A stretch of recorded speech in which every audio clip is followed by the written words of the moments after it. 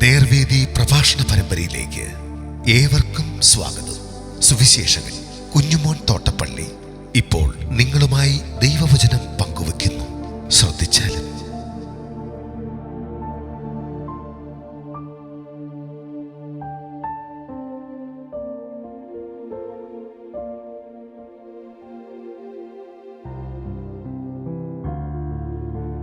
മത്തായി എഴുതിയ സുവിശേഷം 10-ാം അധ്യായത്തിന്റെ 34 മുതൽ 37 വരെയുള്ള വാക്യങ്ങൾ ഞാൻ വായിക്കുന്നത് ശ്രദ്ധിച്ചാൽ, ഞാൻ ഭൂമിയിൽ സമാധാനം വരുത്തുവാൻ വന്നു എന്ന് നിരൂപിക്കരുത്. സമാധാനമല്ല, വാളത്രേ വരുത്തുവാൻ ഞാൻ വന്നത്.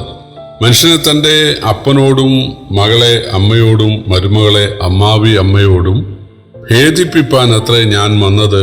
മനുഷ്യന്റെ വീട്ടുകാർ തന്നെ അവന്റെ ശത്രുക്കൾ ആകും. എന്നെക്കാൾ അധികം അപ്പനെയോ അമ്മയെയോ പ്രിയപ്പെടുന്നവൻ എനിക്ക് യോഗ്യനല്ല. എന്നെക്കാൾ അധികം മകനെയോ മകളെയോ പ്രിയപ്പെടുന്നവൻ എനിക്ക് യോഗ്യനല്ല.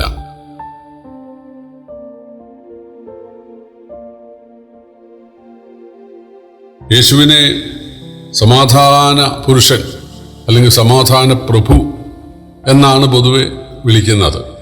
സമാധാനം ഉണ്ടാക്കുന്നവർ ഭാഗ്യവാന്മാർ എന്നാണ് യേശു ഗിരിപ്രഭാഷണത്തിൽ പറഞ്ഞത്. പക്ഷെ ഇവിടെ യേശു പറയുകയാണ്, ഞാൻ ഭൂമിയിൽ സമാധാനം വരുത്താനല്ല, വാൾ വരുത്താനാണ് വന്നത്. അപ്പൻ മകനോടും മകൻ അപ്പനോടും അമ്മ മകളോടും അമ്മായിമ്മ മരുമകളോടും ഒക്കെ ഛിദ്രിച്ചിരിക്കാനിടയാണ്.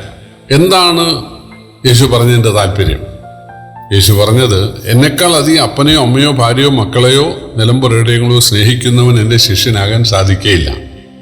ദൈവം മനുഷ്യനായി തീർന്നവനാണ്. സൃഷ്ടാവായ ദൈവമാണ് രക്ഷിതാവായ പരിപാലകനായ ന്യായാധിപനായ ആരാധ്യനായ സർവശക്തനും സർവജ്ഞാനിയും സർവവ്യാപിയുമായ ദൈവം മനുഷ്യനായവനാണ്.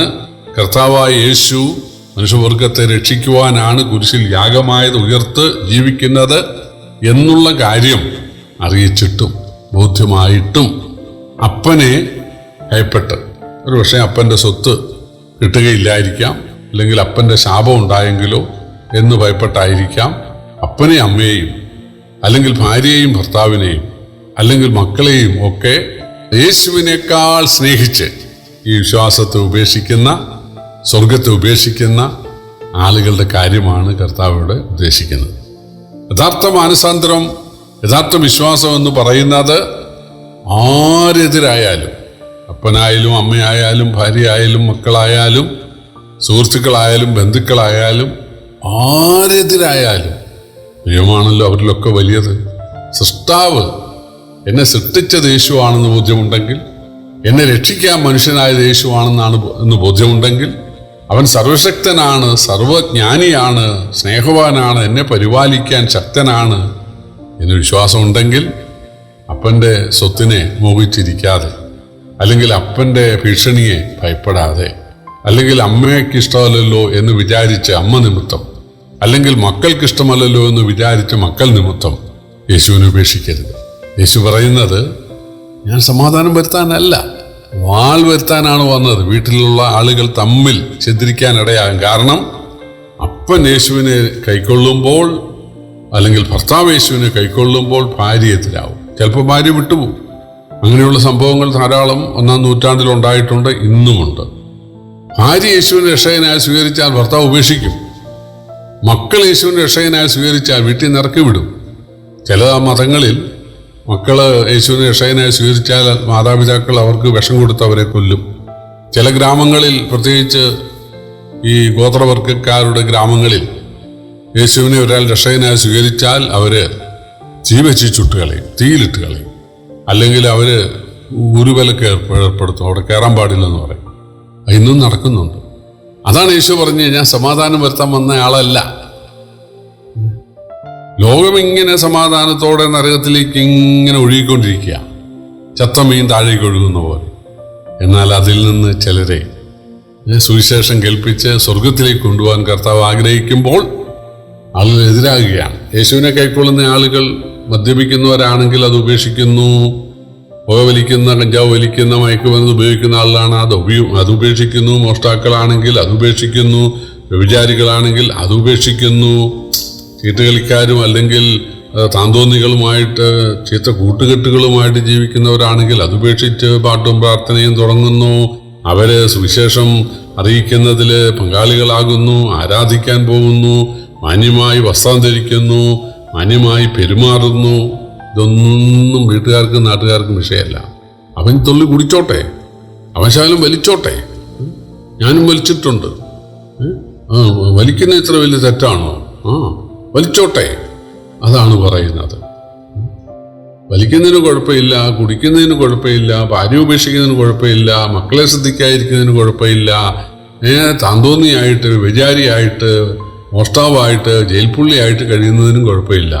മാനസാന്തരപ്പെട്ട് യേശുവിനെ കൈക്കൊള്ളുന്നതിന്, യേശുവിനെ അനുസരിച്ച് അനുഗമിച്ച് ആരാധിക്കുന്ന ഒരൊറ്റ കാര്യത്തിനാണ് എതിർപ്പ്.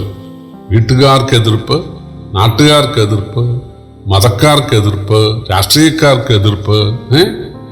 ഒരാള് യേശുവിനെ കൈക്കൊള്ളുമ്പോൾ പിന്നെ ഷാപ്പിൽ ചെല്ലത്തില്ല, ഷാപ്പുകാരനെതിരെ അല്ലേ?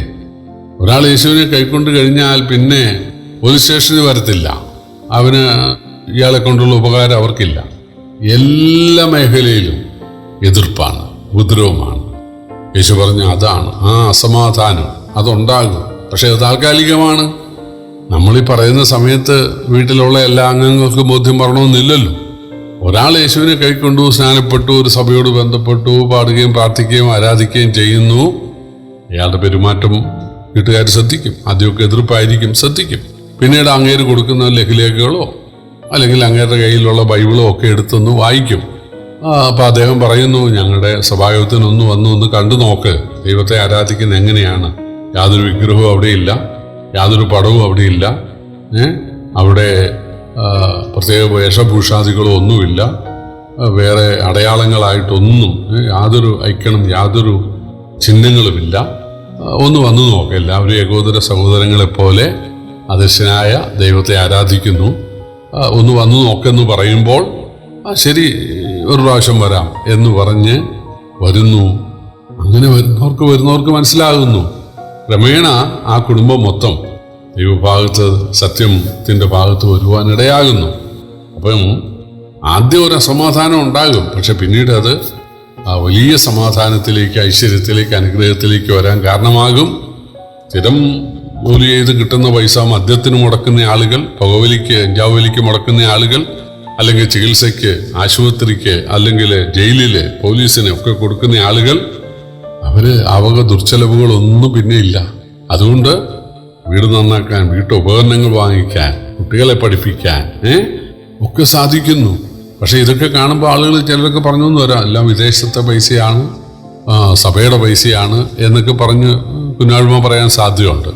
പക്ഷെ അല്ല, ദൈവം അവരുടെ ജീവിതത്തിൽ ക്രമം നൽകുകയാണ്, സ്വസ്ഥത നൽകുകയാണ്, സമാധാനം നൽകുകയാണ്.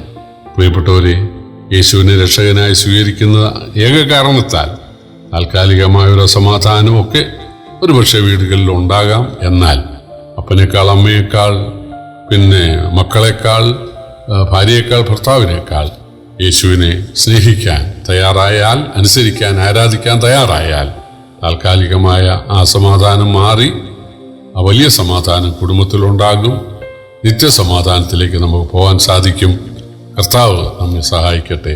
കർത്താവിൻ്റെ വലിയൊരു നാമം വാഴ്ത്തപ്പെടുമാറാകട്ടെ.